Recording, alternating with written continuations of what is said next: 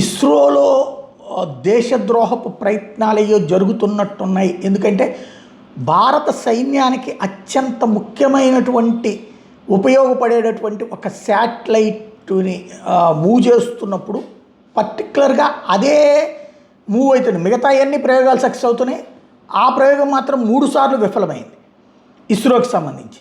వాస్తవంగా ఇస్రోతో పాటుగా శాస్త్రవేత్తల మీద ఎట్లాంటి కుట్రలు ఉంటాయి, ఇప్పుడు కూడా ఎట్లా ఉందన్న దాని మీద ఒక కథనం చూద్దాం. ఆగస్టు 31, 2017 పిఎస్ఎల్వి C-39 నావిక్ విఫలమైంది.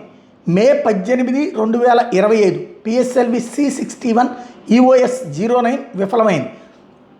అలాగే జనవరి 12న మరొక ప్రయోగం కూడా ఇట్లాగే విఫలమైనటువంటి పరిస్థితి. వరుసబెట్టి ప్రయోగాలు విఫలమవుతూ ఉండటానికి జనవరి 12, 2026 పిఎస్ఎల్వి C-62 EOS-N1 విఫలమైంది. మనం అప్పుడే చందు సాంబశివరావు గారితో ఇంటర్వ్యూ కూడా చేసాం.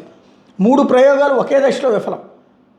ఇందులో ఏదో శాబటేజ్ ఉంది, కాన్స్పిరసీ ఉందన్నటువంటిదే ఓ సందేహం.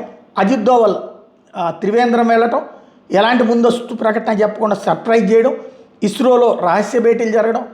ఆ తర్వాత ఒక పేరు బయటకు వచ్చింది, Praveen Kumar Maurya, rocket scientist, VSSC 2014లో చేరాడు. ఆయన గగన్యాన్, స్క్రామ్జెట్స్, హైపర్సోనిక్స్ ప్రాజెక్ట్లో పనిచేశారు. ఆయన ఇప్పుడు అసలు విషయాలు బయట పెడుతున్నారు. డేట్లు అలాగే పేపర్సు పేర్లతో సహా. అసలు పేరు 2021 చివరిలో బయటకు వచ్చింది.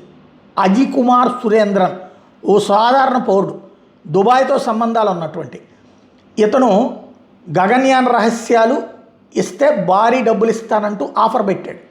ప్రవీణ్ దానికి ఒప్పుకోలేదు. సైంటిస్ట్ అయినటువంటి ప్రవీణ్ జనవరి 2022న ఒక ఇంటర్నల్ కంప్లైంట్ని వెళ్ళేలా చేశాడు. ఇతను ఓ విదేశీ గూఢచారితో కలిసి పనిచేస్తున్న కేరళ లాబీ, అందులో VSSC group director doctor Deependran B పేరుని ప్రస్తావించింది.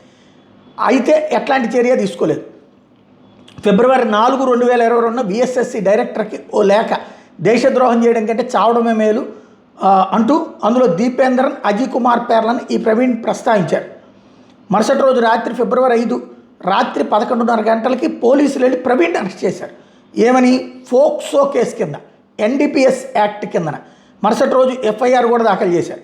అయితే అతని దగ్గర ఎట్లాంటి డ్రగ్స్ దొరకలేదు, మైనర్ బాలికను వేధించినట్టు ఎట్లాంటి ఆధారాలు లేవు. దాంతో ఫిబ్రవరి 8న బెయిల్ వచ్చేసింది. అదే రోజు ఇస్రో ఆయన్ని సస్పెండ్ చేసేసింది. సబ్ ఇన్స్పెక్టర్ అశోక్ కుమారు ఫిబ్రవరి 13 నుంచి ఏప్రిల్ 25 మధ్యలో ప్రవీణ్కి 13 సార్లు ఫోన్ చేశాడు. నువ్వు అజయ్ కుమార్ చెప్పినట్టు, లేకపోతే పరిణామాలు తీవ్రంగా ఉంటాయి, సహకరిస్తే నేను మళ్ళీ ఉద్యోగంలో చేర్చుకుంటారు, మాకు ఇస్రోలో మంచి పరిచయాలు ఉన్నాయి, నేను అది ఏర్పాటు చేస్తానన్నట్టు. ప్రవీణ్ ఆ కాల్స్ అన్నిటినీ కూడా రికార్డు చేశాడు. ఆ తర్వాత మరింతగా అతన్ని హెరాస్ చేయడం బిగించేశారు. గుర్తు తెలియని నెంబర్ల నుండి మహిళలు వాట్సాప్లో అసభ్యకరమైన మెసేజ్లు పంపడం మొదలుపెట్టారు. కేరళకు చెందిన ఓ నెంబర్ నుంచి కాల్ వచ్చింది, మేము IB అధికారులమే, మీడియా దగ్గరికి వెళ్ళొద్దు, మౌనంగా ఉండు అంటే. ఎందుకంటే అతను బయట పెట్టేస్తే కనుక వీళ్ళ కుట్ర అంతా బయటపడుతుంది అన్నటువంటిది. ఏప్రిల్ 2న ప్రధాని మోడీకి ఇతను లేఖ రాశాడు. అందులో గూఢచర్యం గురించి, అరెస్టు గురించి, తన సస్పెన్షన్ విషయాన్ని ప్రస్తావించాడు. మే 17, 2022న ఉత్తరప్రదేశ్లోని సలేంపూర్ లోక్సభ ఎంపీ రవీంద్ర కుష్వాహా తన పార్లమెంట్ లెటర్ హెడ్ మీద ప్రధాని మోడీకో లేఖ రాశారు. గూఢచారులు VSSC శాస్త్రవేత్తను సంప్రదించారు, ఇది జాతీయ భద్రతకు సంబంధించిన విషయం. PMO 2 లేఖల్ని తిరిగి VSSCకే పంపించింది. VSSC తనపై తనే విచారణ జరుపుకుంటుందా? దాని సిబ్బంది సమస్యగా స్టాఫ్ గ్రీవెన్స్ కిందన లెటర్ రాసి వదిలేసింది. ఆ తర్వాత వాళ్ళు వ్యక్తిగత దాడులకు దిగారు. అతని మీద, ప్రవీణ్ మీదన వెంటాడటం, వేటాడడం ప్రారంభించారు. నీ తండ్రి, నీ సిస్టరు, నీ ఇంటి అడ్రస్ మాకు తెలుసు, సహకరించకపోతే వాళ్ళు చచ్చిపోతారంటూ బెదిరించారు. అయితే అతను మాత్రం, ప్రవీణ్ మాత్రం మొండిగా నిలబడ్డాడు, దేశభక్తితోనే ఉన్నాడు. 2025న అన్ని ఆరోపణల నుంచి అతనికి విముక్తి లభించింది. ఎలాంటి ఆధారాలు లేవని తేలిపోయింది. ఫోక్సో కేసు కూడా వీగిపోయింది. SDPS కేసు, NDPS కేసు వీగిపోయింది. కానీ ఆయన కెరీర్ అంతా నాశనమైంది. ఈ విషయాలన్నింటి ఇప్పుడు ఆయన బయటపెడుతున్నాడు. AD-1 బ్రహ్మోస్ హైపర్సోనిక్ పరీక్షల డేటా గూఢచార నెట్వర్క్లకి చేరడాన్ని నేను కళ్ళారా చూశానని చెప్తున్నాను. ఇప్పుడు VSSC లోపల అది ఓ సీనియర్ అధికారి ద్వారా అప్పట్లో నంబినారాయణన్ కేసు, అదే నగరం, అదే సంస్థ, అదే పద్ధతి. ఇప్పుడు ఏం జరుగుతుంది అన్నటువంటిది పెద్ద చర్చ. మొన్న అజిత్ దోవల్ అక్కడికి వెళ్ళడంతో ఇది ప్రధానమైనటువంటి ఇష్యూ కిందకైంది.